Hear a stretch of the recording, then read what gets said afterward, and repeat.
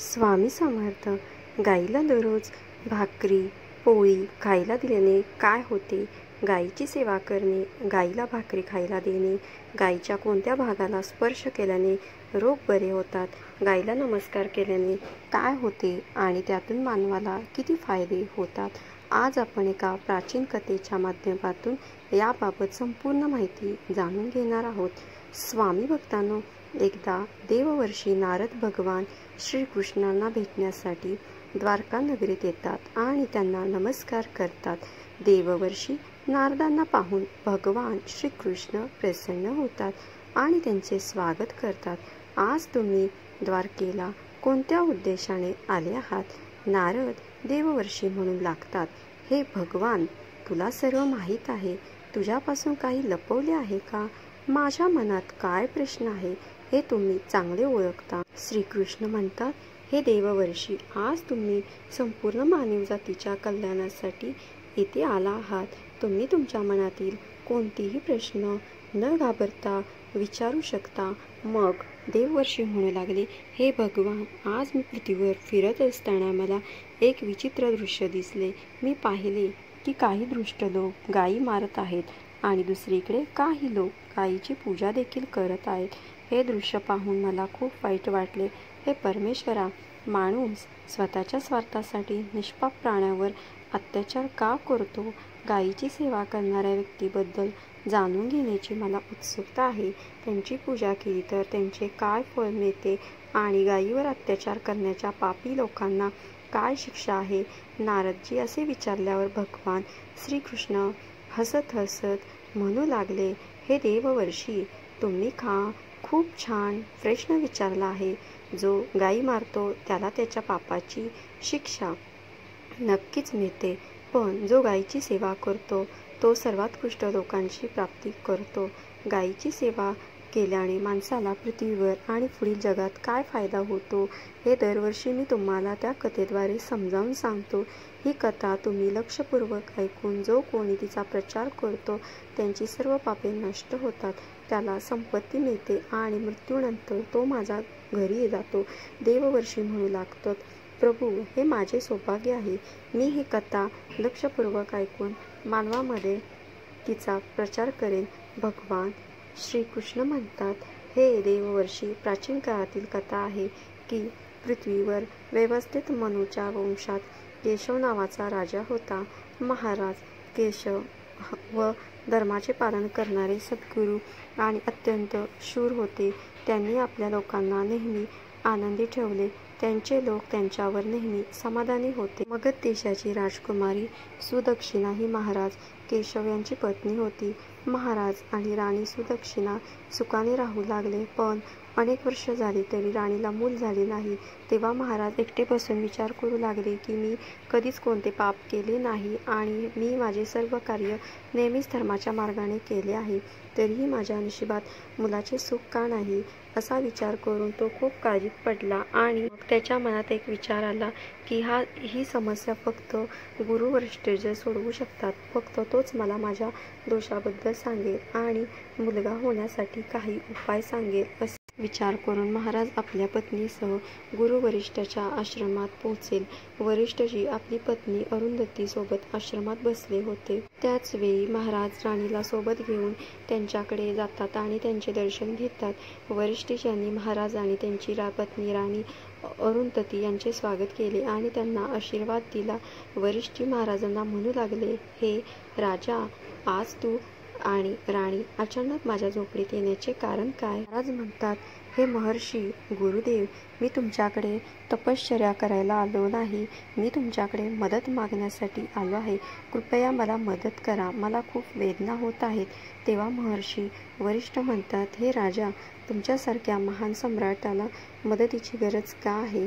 तुम्ही स्वतः सर्वांचे रक्षण आणि मदत करण्यास सक्षम आहात. महाराज केशव म्हणतात, गुरुदेव, कोणत्या दोषामुळे मला अद्याप पुत्रप्राप्ती झाली नाही हे जाणून घेण्यासाठी मी तुमच्याकडे आलो आहे. कृपया तुमच्या दैवी शक्तीवर मला माझे दोष सांगा आणि दोष दूर करण्याचा उपाय देखील सांगा. माझ्या मुलांशिवाय माझे जीवन निरर्थक होईल आणि मला मोक्ष मिळणार नाही. तेव्हा महर्षी वशिष्ठ म्हणतात, हे राजा, हे आश्चर्यकारक आहे. मी तुम्हाला नक्कीच मदत करेन. मग महर्षी वशिष्ठ आपल्या दिव्य दृष्टीने राजाचा भूतकाळ पाहू लागतात आणि मग त्यांना राजाची चूक कळते. महर्षी महाराजांना म्हणतात, हे राजा, इंद्रलोकात देवराजांना भेटून परत तू येत असताना तुमची एक मोठी चूक झाली आहे, ज्यांची तुम्हाला जाणीव देखील नव्हती. त्यामुळे वाटेत एका वृक्षाखाली उभ्या असलेल्या गाय आणि तिच्या वासराकडे तू दुर्लक्ष केलेस. गाय व तिचे वासरू अत्यंत भुकेलेले व त्रासाने व्याकुळ झाले होते. त्या कामधेन गायीला तू खायला दिले नाहीस ना तिला नमस्कार केलास. त्या गायीनेही तुझ्या मागितली, पण तू तुझ्या आनंदात हरवून गेलास. त्या गायीची हाकही तुला ऐकू आली नाही. तुमची कृतज्ञता पाहून गाय अतिशय दुःखी झाली आणि तिने तुम्हाला शाप दिला. हे राजा, जो गायीला दुःखात पाहून मदत करत नाही, जो भुकेलेल्या गायीला चारा देत नाही, तो महापाप करतो आणि त्याच गायीच्या शापामुळे तुला मुलबाळ होत नाही. अशा प्रकारे महर्षींनी महाराज यांना त्यांचा दोष सांगितला, जो ऐकून महाराज अत्यंत दुःखी झाले आणि पश्चाताप करू लागले. माझ्या मूर्खपणामुळे एक गाय आणि तिच्या कोमल वासराला खूप त्रास सहन करावा लागला. आता मला राजा होण्याचा अधिकार नाही. महाराज महर्षी म्हणतात, हे गुरुदेव, मला माझी ही चूक सुधारायची आहे. कृपया मला काही उपाय सांगा, म्हणजे या गंभीर पापातून माझी सुटका होईल. मला प्रायश्चित करायचे आहे. तेव्हा महर्षी म्हणतात, हे राजा, तू दुःखी होऊ नकोस. या दोषातून मुक्त होण्याचा निश्चित उपाय आहे. तू माझ्या आश्रमातील नंदिनी नावच्या गायीची सेवा कर. तीच कामधेनू गायीची मुलगी आहे, जिला तू मदत केली नाही. तुमच्या पत्नीसोबत त्या गायीची सेवा करा आणि तिची पूजा करा. ती तुम्हाला नक्कीच याचे फळ देईल. मग ती गाय नंदिनी बाहेरून आश्रमात प्रवेश करते. हे राजा, फक्त स्मरण करून कल्याण करणारी ही नंदिनी गाय स्वतःहून आली आहे. तुम्ही भाग्यवान आहात. ही गाय तुमची दुःखे नक्कीच दूर करेल. या नंदिनी गायीचे पालन करा आणि तिची सेवा करा. जंगलात राहणाऱ्या वन्यांपासून तिचे रक्षण करा आणि आश्रमात परतलेल्या राणी सुदक्षिणा हिने या गायीची सेवा करावी. यावर प्रसन्न होऊन ही गाय तुला नक्कीच पुत्र देईल. तेव्हा महाराज केशव यांनी तसे करण्याचे वचन दिले आणि दुसऱ्या दिवशी सकाळी राणीने गायीची पूजा केली आणि महाराज त्या गायीला चारायला जंगलात घेऊन गेले. ती गाय चालायला लागली की महाराज तिच्या मागे जायचे आणि हिरवे हिरवे गवत आणून तिला चारा खाऊ घालायचे. जेव्हा ती गाय झाडाखाली बसायची तेव्हा महाराजही तिच्यासोबत बसून ध्यान करायचे. अशा प्रकारे महाराज त्या गायीची सेवा करून राहिले. संध्याकाळ झाल्यावर महाराज त्या गायीला घेऊन आश्रमात परत आले. आश्रमात पोहोचतात गायीने राणी महाराजांजवळ धूळ उडवली. त्यामुळे महाराजांचे शरीर पवित्र झाले आणि त्यांची सर्व पापे नष्ट झाली. तेव्हा सुदक्षिणा हिने नंदिनी गायीचे स्वागत केले आणि गायीची विधीपूर्वक पूजा केली आणि तिने वारंवार तिच्या पायावर डोके टेकवले. मग त्या गायीला प्रदक्षिणा घातली आणि हात जोडून गायीसमोर उभी राहिली. तेव्हा त्या गायीने त्या राणीची पूजा स्वीकारली आणि राणीवर नजर टाकल्याने तिचे सर्व दोष नाहीसे झाले. गायीला पाहताच राणी अत्यंत पवित्र झाली. अशा प्रकारे महाराज केशव यांनी नंदिनी गायीची सेवा करत 20 दिवस झाले. त्यानंतर 21व्या दिवशी महाराज गायीला घेऊन जंगलात गेले. तेव्हा गाय हिमालय पर्वतावर जाऊ लागली आणि महाराजही तिच्या मागे गेले. पर्वतावर उभे राहून महाराज त्या हिमालय पर्वताचे सौंदर्य पाहत होते. इतक्यात एका सिंहाने येऊन नंदिनी गायीला बळजबरीने पकडले. त्या सिंहाच्या तावडीत अडकलेली नंदिनी मोठ्यानं ओरडली, महाराज, माझे रक्षण करा. गायीच्या डोळ्यातून अश्रूंच्या धारा वाहत होत्या. ते पाहून राजा दुःखी झाला आणि त्याने ताबडतोब आपला बाण आणि धनुष्याची तार पकडली. त्याने बाण काढून धनुष्याच्या तारावर ठेवला आणि सिंहाला मारण्यासाठी तार ओढली. त्याच वेळी सिंहाने राजाकडे पाहिले आणि राजाला सिंहाचे दर्शन होताच त्याचे शरीर सुन्न झाले. त्याची शक्ती कमकुवत झाली आणि त्याची सर्व शक्ती नष्ट झाली. तो बाण सोडण्याची ताकदही त्यांच्यात राहिलेली नाही. तेव्हा सिंह राजाशी बोलू लागला, राजा, माझ्यावर हल्ला करणे तुझ्या अधिकारात नाही, कारण भगवान शिव नंदीवर पाय ठेवून बसले आहेत. म्हणूनच मला मारून इथून परत जाण्याचा प्रयत्न करू नका. निर्मात्याने आज या गायीला माझे अन्न म्हणून नियुक्त केले आहे, म्हणून तुम्ही त्यात हस्तक्षेप करू नका.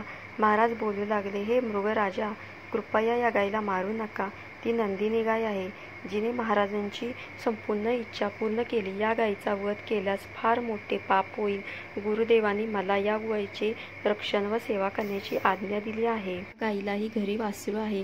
मी या गायीला चारायला सोडू शकत नाही किंवा मरायला सोडू शकत नाही. तू भगवान शिवांचा सेवक आहेस, म्हणून तुझ्या हातून ही गाय सोडवणे मला अशक्य आहे. म्हणून हे मृगराजा, मी तुला विनंती करतो की या गायीला जीवन द्या. या गायीच्या बदल्यात मी माझे शरीर तुला अर्पण करतो. त्यामुळे तुमची भूकही भागेल आणि या गायीचेही रक्षण होईल आणि माझा शब्दही पूर्ण होईल. असे म्हणत महाराज हात जोडून समोर बसले आणि त्याने डोळे मिटले. आणि मग अचानक राजाला शब्द ऐकू आले, बेटा उठ, तुझ्या सेवेने मला खूप आनंद झाला आहे. हे ऐकून राजा उभा राहिला आणि त्याने आपल्या समोर गाय पाहिली आणि सिंह कुठेच दिसला नाही.